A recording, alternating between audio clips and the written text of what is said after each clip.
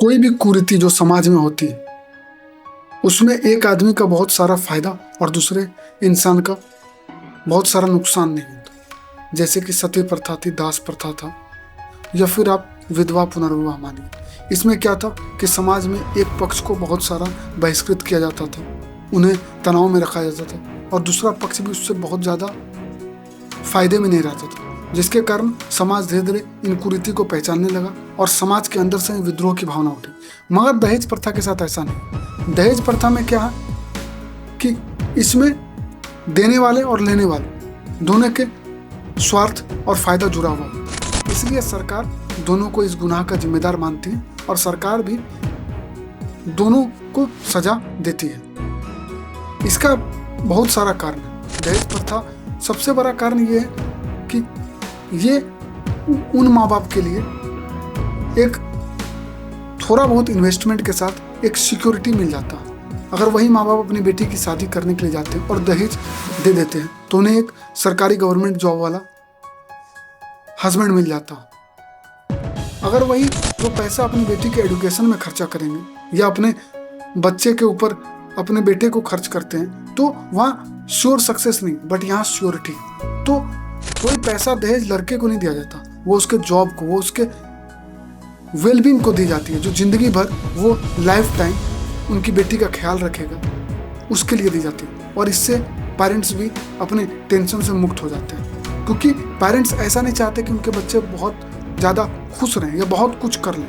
Parents बस इतना चाहते हैं कि उनके बच्चे को कभी कोई दुख नहीं हो, और ये सबसे आसान और तरीका है जिससे कि वो अपने सारे फ्यूचर के टेंशन को ख़त्म कर सकते हैं। इसलिए आप देखते जाएंगे कि धीरे धीरे दहेज प्रथा की मांग बढ़ते जा रही है। समाज इसे बहिष्कृत करने को तैयार ही नहीं, क्योंकि समाज जानता है कि इसमें लेने वालों को भी उतना ही फायदा है जितना देने वाला, और जो एक अच्छा जॉब में नहीं है उसकी शादी होनी भी मुश्किल होती है। समाज इन कुरीति को कब फेंकेगा बाहर? जब समाज के अंदर से विद्रोह आए। आज मेरे ख्याल से आज के समय समाज को क्या करना चाहिए? समाज को इस कुरीति को खत्म करने के लिए सबसे पहले उन लड़की को एजुकेशन में ध्यान देना चाहिए। अगर लड़की एजुकेटेड रहे और फिर उसे अपने से कम एजुकेटेड या जो कम पोस्ट पर लड़के उससे शादी कर लेनी चाहिए। इस हिसाब से भी अगर खुद में बदलाव आएगा तो धीरे धीरे चीज़ें बदल जाएंगी। बट अगर ऐसे ही होते रहा तो फिर ये कुरीति कभी खत्म नहीं होने वाली। इसे आप कुरीति कह भी नहीं सकते। कैसे कह सकते? जब यहाँ दो आदमी अपने फायदे के लिए कोई काम कर रहे हैं तो इसको कुरीति कैसे कहें? ये समाज के नज़र में कुरीति है ही नहीं। ये अनलीगल जरूर है, बट समाज इसे अनलीगल मानने को तैयार ही नहीं, क्योंकि इसमें समाज को कोई गलत नहीं दिखता, क्योंकि सामने वाला भी अपने फायदे के लिए चीज़ कर रहा है। किसी ने उसको ज़बरदस्ती नहीं बोला। कोई इंसान जो गवर्नमेंट जॉब जिसका भी लग जाता है या कोई एक अच्छा पोस्ट पर है, डॉक्टर है, इंजीनियर है, उसके पास कोई किसी लड़की वाले के पास वो नहीं जाते, जबकि उनके पास ही लड़की वाले आते हैं दहेज की मांग ले। क्योंकि ऐसे लड़के बहुत कम हैं जिसके पास अच्छा सिक्योर जॉब है, सिक्योर लाइफ है, फैमिली के पास अच्छा खासा प्रॉपर्टी है। ऐसे लोग बहुत कम हैं। तो उन लोगों के लिए बहुत कम लोग होते हैं जो कि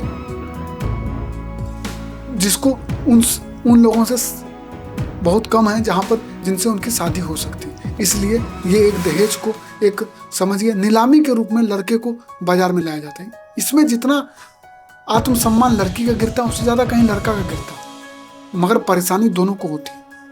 ऐसा नहीं है कि सब लड़कियां दहेज इकट्ठा नहीं करती, उनके पिता ही देते हैं, उनके भाई ही देते हैं।